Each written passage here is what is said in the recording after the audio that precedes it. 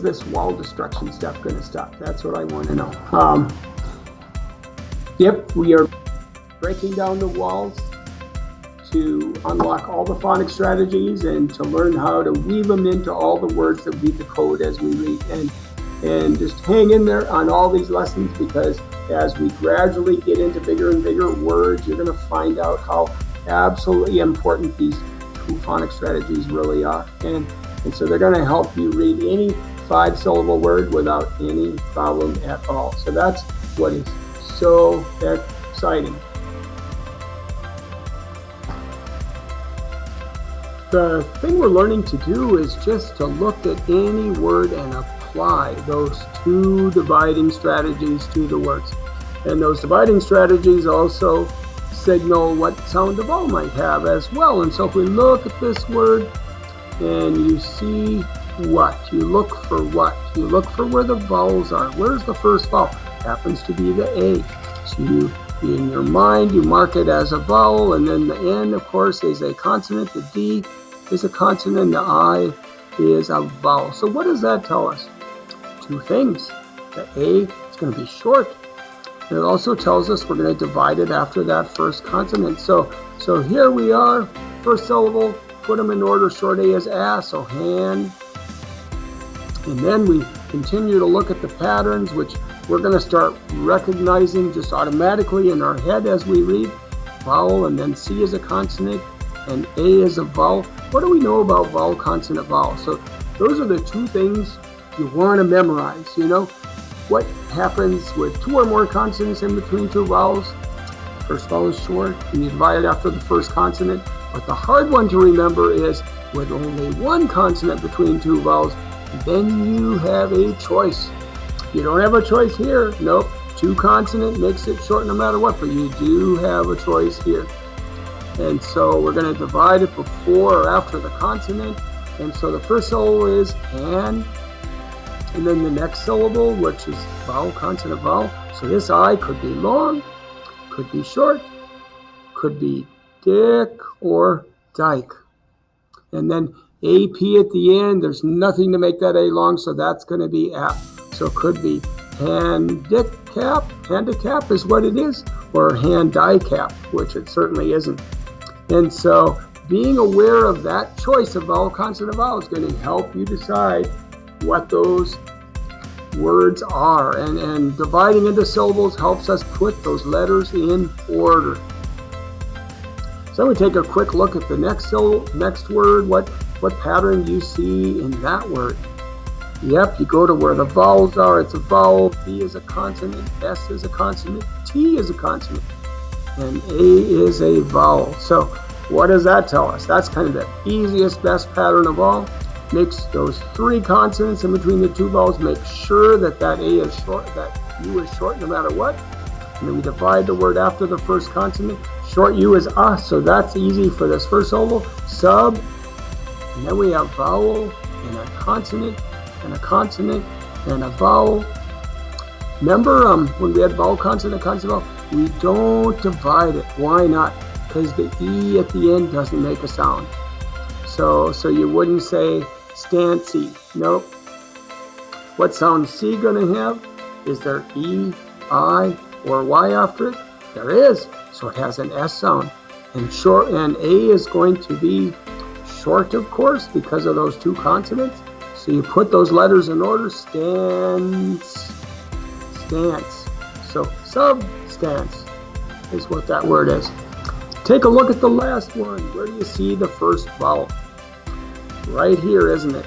And what's the V? A consonant. What's the E? A vowel. So here's vowel, consonant, vowel. And by now you should know, what does that mean? It means the O, what? Could be short and it could be long. And we're going to divide it before or after the consonant. So it could be short O, it could be proverb. ER, has a sound. Proverb. Or the other sound O makes could be proverb.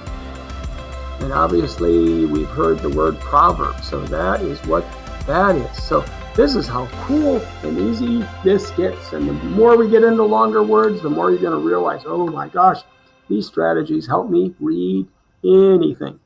And so what I'd like you to do now is, go to your Google form and explain what you know about those words that are on Google form.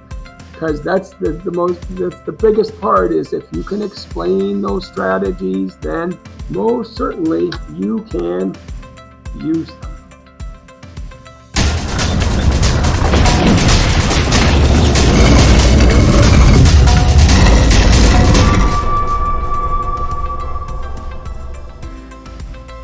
So your goal now is to just start reading these words, and I remind you once again that what you really want to do is just memorize these two dividing strategies, because that's at the heart of being able to do this. And so you might have to look up here to see it. You should by now know the short and long vowel sounds. That shouldn't be a problem. And so then we're just heading to reading these words. And so you can just look for the patterns: vowel, consonant, consonant, vowel. So it's infirm. Here it's vowel, consonant, vowel. What does that mean? Ooh, that E could be long, could be short. So it could be tenant or tenant. And of course, we've heard the word tenant, so that's what it is. Here's another vowel, consonant, vowel. So you could go presence or presence. And I'm honored with your presence. So that's what it is. And why didn't we divide here? Well, because the E at the end never makes a sound. Now here we have one, O-W. Do you know what two sounds O-W can make? Ow and O. So it could be howler or holer. But once again, you still use vowel, consonant, consonant, vowel to divide. So how or ho with the lur at the end. So we have vowel, consonant, vowel here, but it's O-W again. So O and ow, O and ow. So it could be trow-wo or trowel. So it's trowel.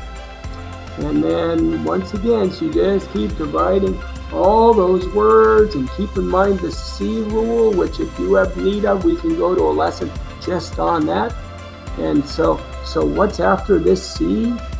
It's a Y. So in other words, does it have E, I, or Y? Yes, it does. So that C has an S sound. Notice up here in this word, the second C, does it have E, I, or Y after it? No, it has an L. So then it has a K sound. So circle. So we're going to be learning all those other little strategies as we read these words. And as you read them, just get faster and faster. There's 6 pages of these words in this lesson. So this may take you a few days to get really good at these words. And so remember to read them to someone at home and have them time you. See how many you can read in 15 seconds, and then you also are going to read them to your teacher. So this will help your teacher know what you still need to know to be successful and what you're already getting good at.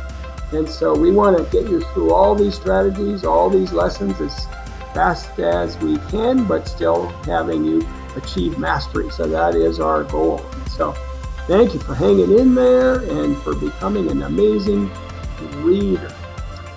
So it's time now just to get to work and to read these words for like at least 10 minutes each day, because that's going to help you just become so beautifully automatic. Yahoo! See you in a bit.